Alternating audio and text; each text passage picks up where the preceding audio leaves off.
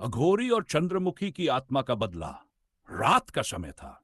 बनारस के श्मशान घाट पर धू धू कर जलती चिताओं के बीच एक अघोरी तपस्या में लीन था। उसका नाम था काल भैरव। काल भैरव एक सिद्ध अघोरी था जिसे तंत्र मंत्र और आत्माओं को साधने में महारत हासिल थी। लोग उससे डरते थे क्योंकि वह केवल मृत्युलोक और आत्माओं से जुड़ा रहना पसंद करता था। एक दिन श्मशान में एक युवती की चीख गूंज उठी। काल भैरव ने अपनी आंखें खोली और देखा कि एक सुंदर लेकिन पीड़ा से भरी आत्मा उसके सामने खड़ी थी। वह युवती थी चंद्रमुखी। चंद्रमुखी का चेहरा दर्द से झलका रहा था और उसकी आंखों में प्रतिशोध की आग थी।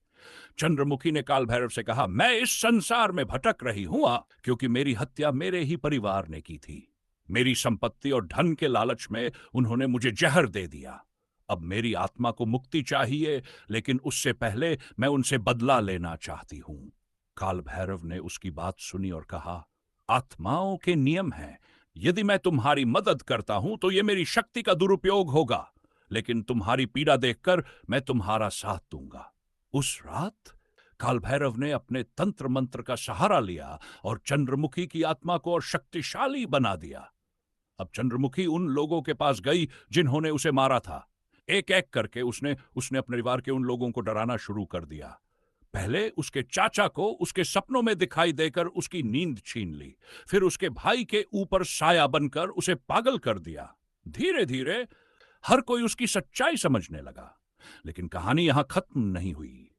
जब चंद्रमुखी का बदला पूरा हुआ तो उसकी आत्मा को शांति मिलनी चाहिए थी, लेकिन उसकी प्रतिशोध की भावना इतनी गहरी थी कि उसने अपने रास्ते से हर इंसान को मिटाने की ठानी।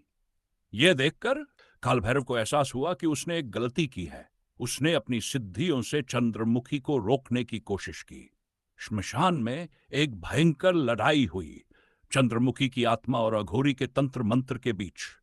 आखिरकार काल भैरव ने चंद्रमुखी की आत्मा को शांत कर दिया और उसे मोक्ष दिलाया। लेकिन उस रात के बाद वह खुद भी श्मशान से गायब हो गया। लोग कहते हैं कि उसकी आत्मा अब भी चंद्रमुखी की आत्मा के साथ भटक रही है। श्मशान घाट पर जलती चिताओं के बीच आज भी उनके नाम की कहानियां गूंजती है। जो भी वहां अकेला जाता है उसे लगता है कि कोई उसे देख रहा है। कहते हैं अघोरी और चंद्रमुखी की आत्मा अब भी अपना अधूरा काम पूरा करने के लिए भटकती रहती है।